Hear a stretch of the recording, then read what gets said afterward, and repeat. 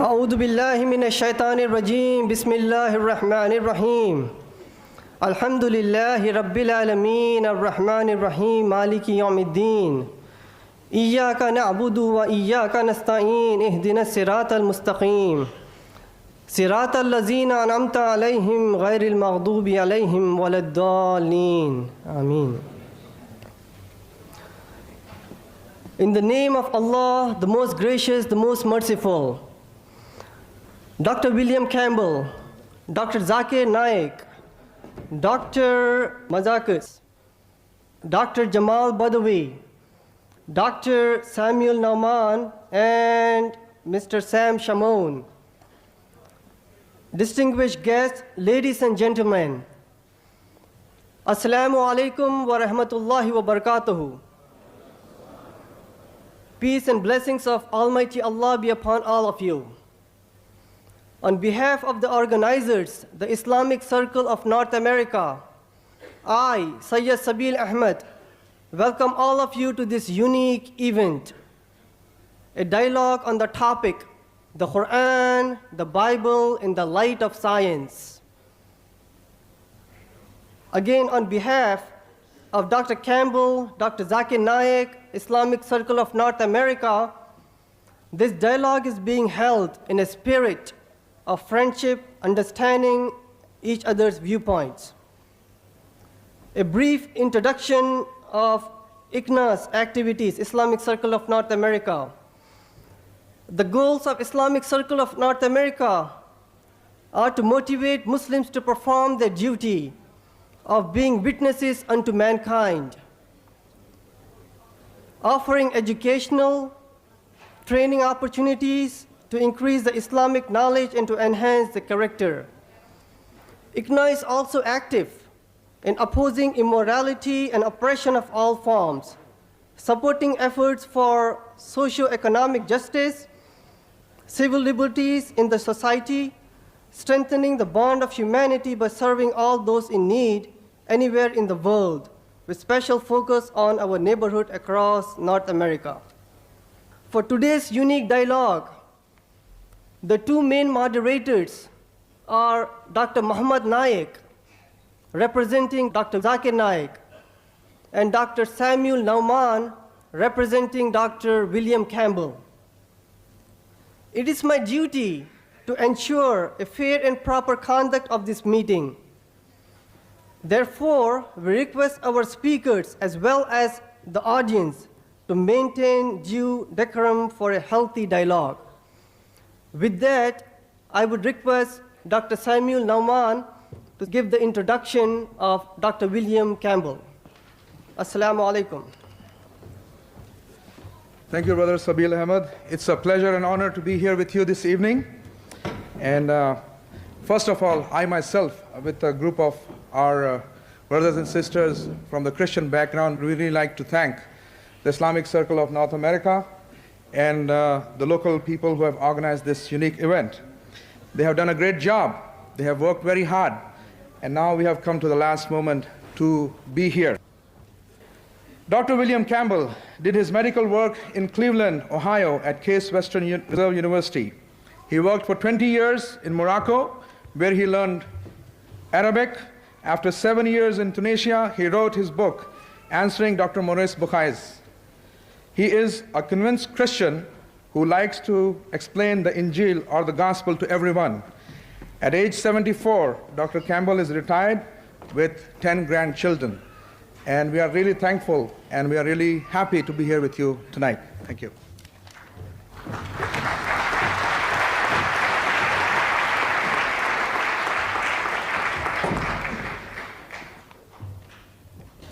On behalf of the Islamic Research Foundation, I, Dr. Muhammad Naik, am pleased to be amongst you all, along with Dr. Zakir. It's a pleasure to be here for this unique event and have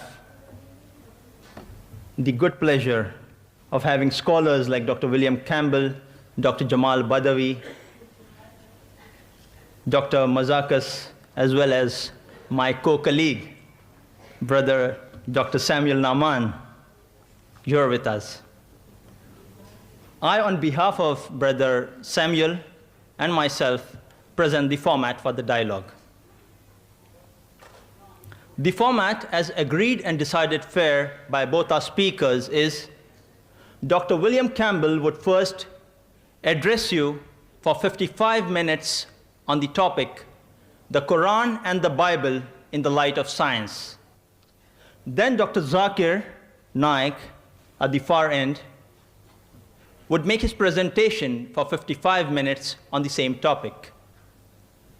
This would be followed by a response session in which Dr. Campbell would respond to the matter presented by Dr. Zakir for 25 minutes, followed by Dr. Zakir too responding for 25 minutes to the matter presented by Dr. Campbell. Lastly, we would have the open question and answer session in which the audience may pose questions to each speaker alternately on the question mics provided in the auditorium. After the mics questions are handled, we would allow questions on index cards to be provided by volunteers in the aisles and in the order selected at random by the coordinators and the advisors to each of the speakers. Ladies and gentlemen, to address you today, Dr. William Campbell.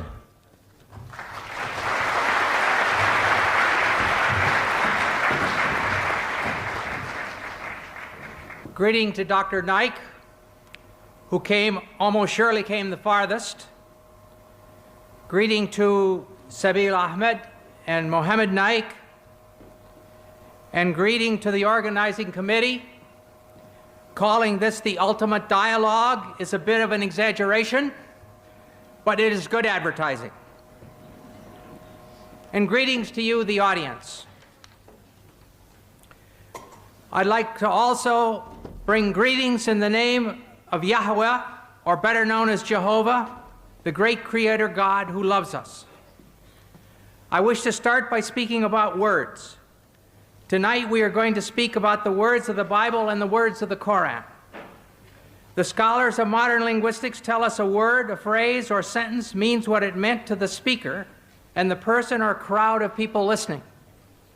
In the case of the Quran, what it meant to Muhammad and those listening to him. In the case of the Bible, what it meant to Moses or Jesus or those listening to them. To check this, we have the context of all the usages in the Bible or the Quran. In addition, there is the poetry and letters of that century. For the Gospel, the 1st century AD. For the Quran, the 1st century of the Hijra. If we are going to follow the truth, we may not make up new meanings. If we are seriously after truth, there are no permissible lies. Here is an example of what I am talking about. You can have the first slide here.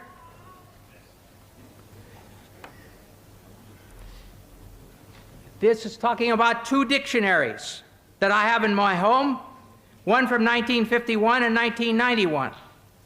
In these 2 dictionaries, the first meaning, pig, a young swine of either sex, is the same. The second meaning, any swine or hog, any wild or domestic swine, it's the same. Third, the flesh of swine, pork, is the same. Then the meaning, a person or animal of piggish habits, it's the same. A person who is gluttonous.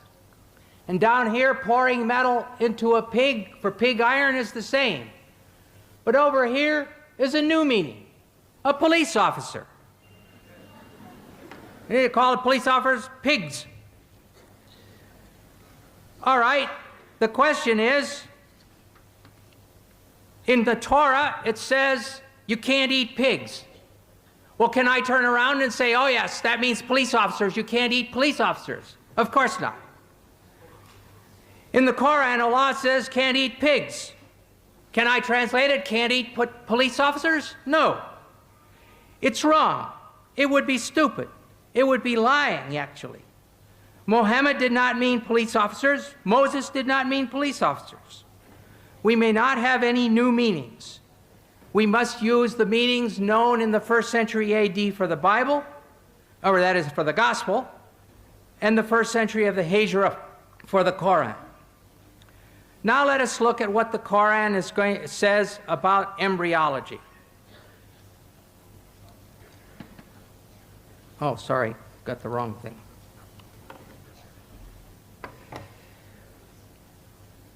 It has been said that the idea of the embryo developing through stages is a modern one, and that the Quran is anticipating modern embryology by depicting differing stages. In a pamphlet entitled Highlights of Human Embryology by Keith Moore, Dr. Moore claims the realization that the embryo develops in stages in the uterus was not discussed or illustrated until the 15th century. We will weigh this claim by considering the meaning of the Arabic words used by the Quran, and secondly, by examining the historical situation leading up to and surrounding the Quran. We will start by looking at the main words using the word alaka, main verses. The Arabic word alaka in the singular, or alaq as the collective plural, is used 6 times. In the Surah of the Resurrection, Al-Qiyamah, 75, 35 to 39, we read, "Was he man, not a drop of sperm ejaculated? Then he became alaka, and God shaped and formed and made of him a pair, the male and the female." In the Surah of the Believer, Al-Mu'min, 40:67, it says, "He it is who created you from dust, then from a sperm drop, then from a leech-like clot, alaka, then brings you forth as a child, that perhaps you may understand." In the Surah of the Pilgrimage, Al-Hajj 22:5, it says, "O mankind, if you have doubt about the resurrection, consider that we have created you from dust, then from a drop of seed, then from a clot, alaka, then from a little lump of flesh, shapely and shapeless." And finally, the fullest treatment is in the Surah of the Believers, Al-Mu'minun, 23:12 to 14, which reads, "Verily, we created man from a product of wet earth, then placed him as a drop of seed in a safe lodging. Then we fashioned the drop a clot, alaka, and of the clot we fashioned a lump, and of the lump we fashioned bones, and we clothed the bones with meat. Then we produced it as another creation." And here you have the stages according to the Quran. Nutfa, sperm; alaka, clot; mudagha, piece of meat; adam, bones; and the 5th stage, dressing the bones with muscles. Over the last 100+ years, this word alaka has been translated as follows. There's 10 translations here. I'm not going to read them all. 3 are in French, where it says un gomo de sang, or a clot of blood. 5 versions are English, where it's either clot or leech-like clot. 1 version is in Indonesian, at the bottom there, segumpal darah, lump of or clot of blood. And the last one is Farsi, khun basta, a clot of blood. As every reader who has studied human reproduction will realize, there is no stage as a clot during the formation of a fetus. So this is a very major scientific problem. In the dictionaries of Wer and Abdanur, the only meanings given for alaka in this feminine singular are clot and leech. And in North Africa, both of these meanings are still used. Many patients have come to me to ask for a clot to be removed from their throat. And many women have come to me and told me their period didn't come. When I say, "I'm sorry, I can't give you medicine to bring your period because I believe that's a baby," they would say, "Mazel dim, it's still blood." So they were understanding these ideas of the Quran. Lastly, we must consider the first verses which came to Muhammad in Mecca. These are found in the 96th surah called alaq, clots, from the very word that we're studying. In 96:1-2 we read, "Proclaim, in the name of your Lord who created man from alaq." Here the word is in the collective plural. This form of the word can have other meanings because alaq is also the derived verbal noun of the verb alika. The verbal noun usually corresponds to the gerund in English, as in the sentence, "Swimming is fun." Therefore, we could expect it to mean hanging or clinging or adhering. But the 10 translators listed above have all used clot, or congealed blood, in this verse too. In spite of the number and qualifications of these translators who use the word clot, the French Dr. Maurice Bucaille has sharp words for them. He writes, "What is more likely to mislead the inquiring reader is once again the problem of vocabulary. The majority of translations describe, for example, man's formation from a blood clot.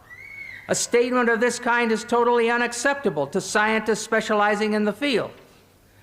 This shows how great the importance of an association between linguistic and scientific knowledge is when it comes to grasping the meaning of Quranic statements on reproduction."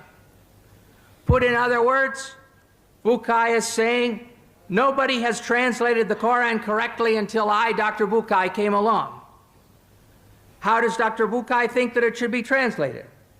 He proposes that instead of clot, the word alaka should be translated as something which clings, which would refer to the fetus being attached to the uterus through the placenta. But as all you ladies who've been pregnant know, the thing which clings doesn't stop its clinging to become chewed meat. It keeps on being the thing which clings, which is attached by the placenta for 8.5 months. Thirdly, these verses say that the chewed meat becomes bones, and then the bones are covered with muscle. They give the impression that first the skeleton is formed, and then it is clothed with flesh, and Dr. Bucaille knows perfectly well that this is not true. The muscles and the cartilage precursors of the bones start forming from the somite at the same time. At the end of the 8th week, there are only a few centers of ossification started, but the fetus is already able to make muscular movement. In a personal letter from Dr. T.W. Sadler, who's associate professor in anatomy and the author of Langman's Medical Embryology, Dr. Sadler states, at the 8th week post-fertilization, the ribs would be cartilaginous, not bone, and muscles would be present. Also at this time, ossification would just begin. Muscles would be capable of some movement at 8 weeks. It's always better to have 2 witnesses, so we shall see what Dr. Keith Moore has to say about the development of bones and muscles in his book, The Developing Human. Extracted from chapters 15 and 17, we find the following information. The skeletal system develops from mesoderm. The limb muscles develop in the limb buds that are derived from this somatic mesoderm. We see that here on this slide. It's difficult perhaps to see, but there's the limb bud. And then here there's just a little bit of cartilage with the muscles around. Here there's more cartilage. And this is the whole, the bones are formed and in the form of bones, but it's all cartilage. No bones yet.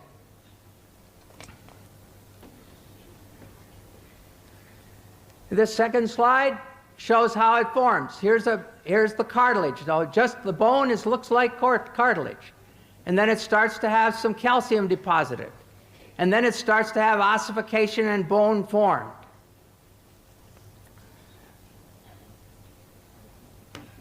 As the bone models form, I want to go back to this. As the bone models form, myoblasts develop a large muscle mass in each limb bud, separating into extensor and flexor muscles. In other words, the limb muscles develop simultaneously from the mesenchyme surrounding the developing bones. So there's the cartilage, and here are the muscles developing around the cartilage. During a personal conversation with Dr. Moore, I showed him Dr. Sadler's statement, and he agreed that it was absolutely valid. Conclusion: Dr. Sadler and Dr. Moore agree. There is no time when calcified bones have been formed and then the muscles are placed around them. The muscles are there several weeks before there are calcified bones, rather than being added around previously formed bones as the Quran states. The Quran is in complete error here. The problems are far from being solved. Let us return to alaka. Dr. Moore also has a suggestion. He says another verse in the Quran refers to the leech-like appearance and the chewed-like stages of human development. From this definition, Dr. Moore has gone ahead to propose that a 23-day embryo, 3 millimeters long, that's 1/8 of an inch. I can hardly put my fingers that close together without touching. This is Carnegie stage 10, shown on the inside cover of Moore's book. This is the beginning, and here's the sperm entering the egg. So that's stage 1. Comes down here to stage 6 in the 2nd week. And here's the 3rd week. And there's stage 10, and here is day 23. And this is what Dr. Moore wants to say looks like a leech. If we look further, though, and look at the X-ray, here's day 22, and the backbone is still open. And when we look at day 23, the backbone is open there, and it's open there, and the head is wide open. It doesn't look like a leech at all. And if you keep on, and this is a diagram of it. The head is open, the rostral neuropore. And finally, this diagram shows there is the 20-day embryo. It's got a yolk sac, it's got an umbilicus. It doesn't look like a leech at all.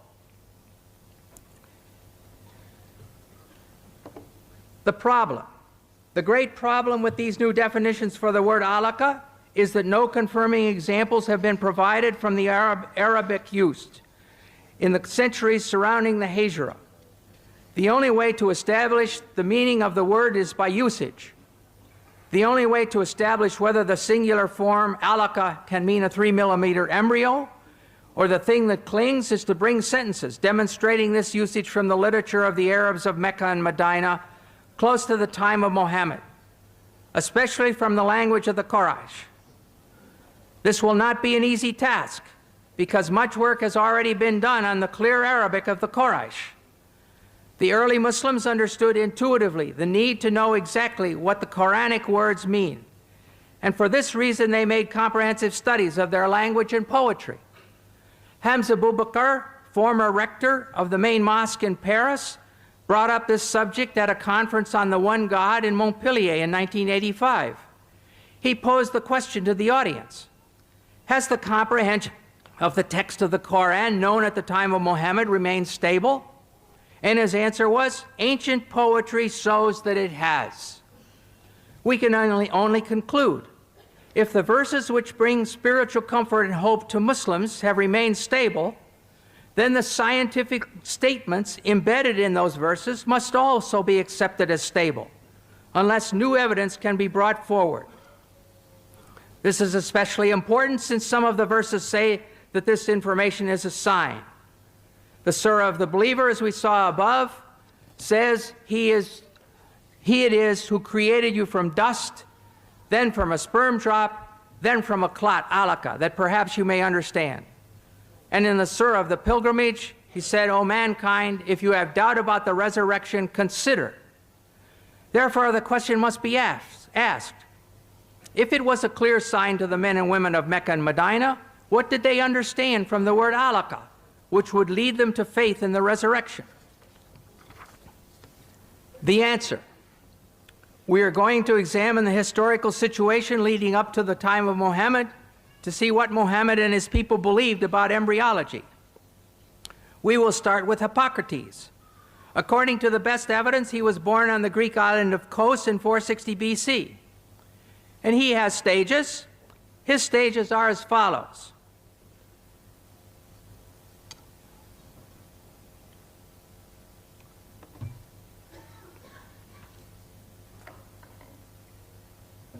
The sperm is a product which comes from the whole body of each parent.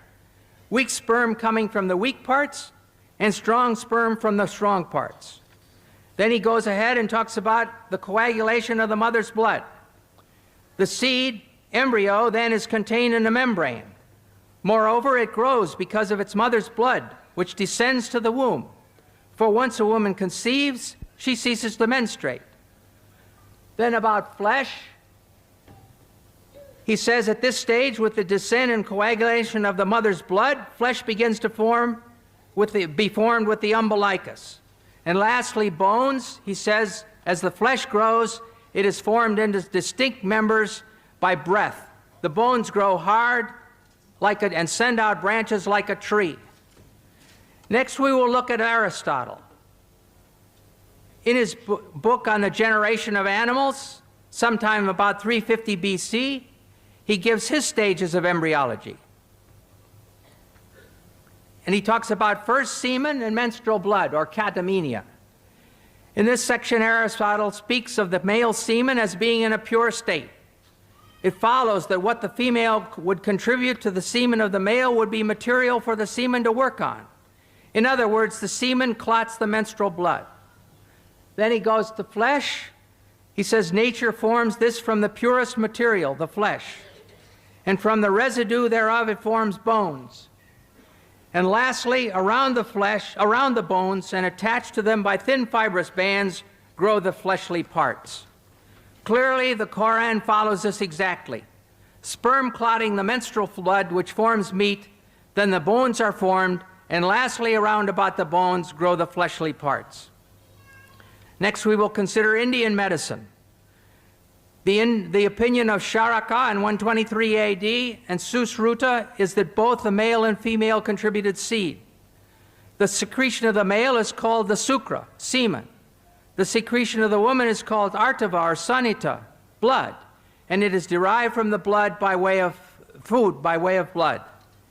Here we see that in the medicine of India, they too had the idea that the child was formed from semen and blood. Now we shall look at Galen. Galen was born in 131 AD in Pergamum, modern Bergama in Turkey. Galen says on semen, the substance from which the fetus is formed is not merely menstrual blood, as Aristotle maintained, but menstrual blood plus the two semens. The Quran agrees with Galen here when it says in Surah 76:2, "We created man from a drop of mingled sperm." Now we'll look at the Galen stages.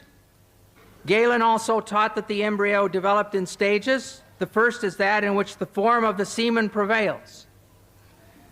The next stage is when it has been filled with blood, and heart and brain and liver are still unarticulated and unshaped. This is the period that Hippocrates called fetus. The Quranic Surah 22:5 reflects this saying. Then out of a morsel of flesh, partly formed and partly unformed. And now the third period of gestation has come.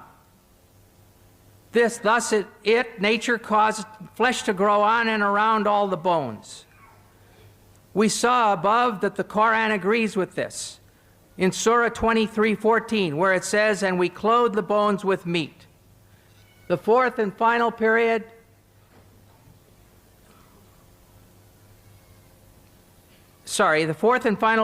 is at the stage when all the parts in the limbs have been differentiated.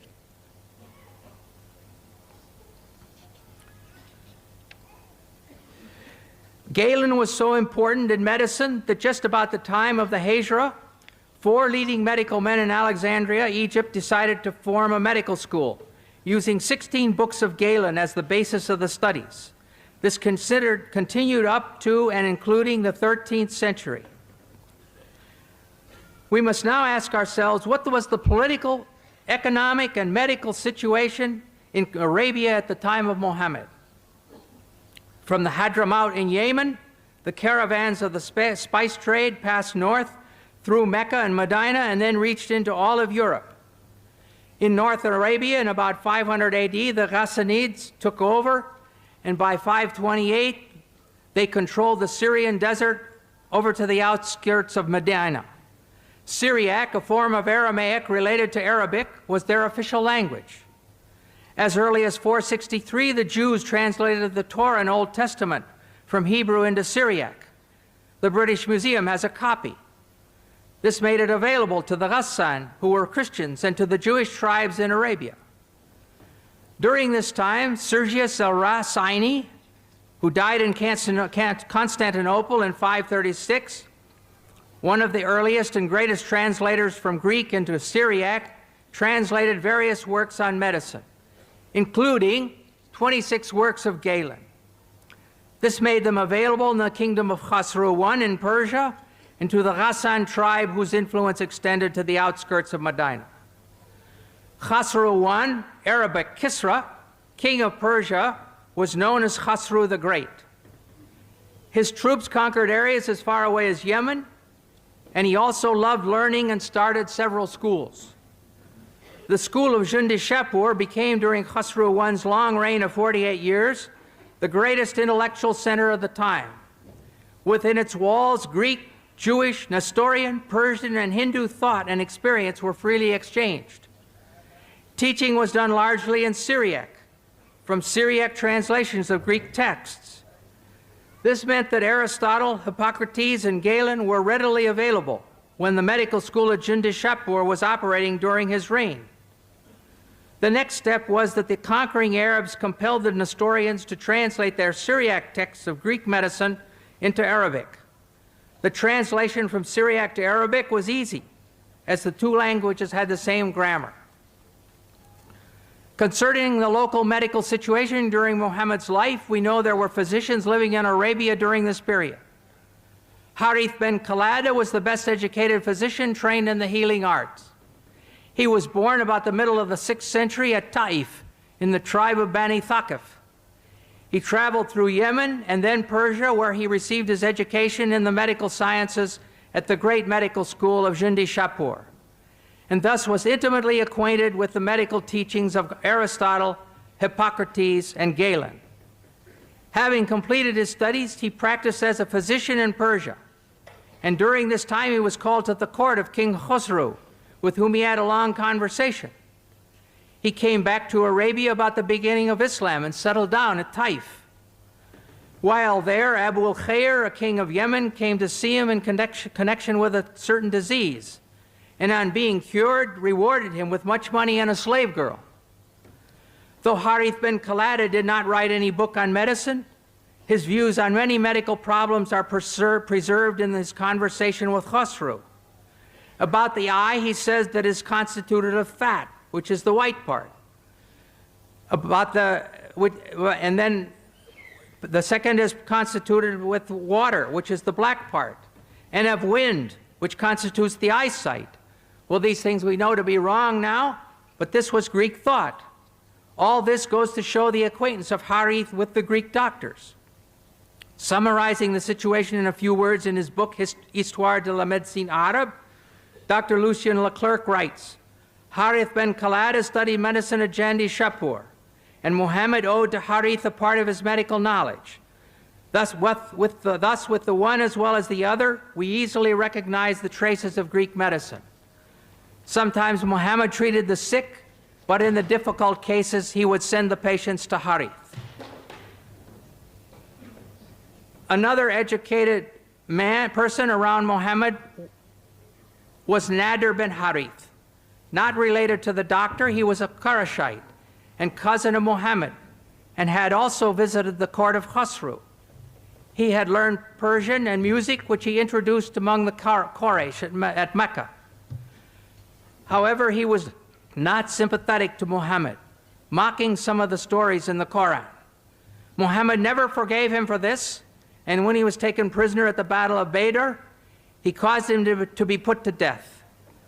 In summary, we see that 1, Arabs living in Mecca and Medina in 600 had political and economic relations with people from Ethiopia, Yemen, Persia, and Byzantine.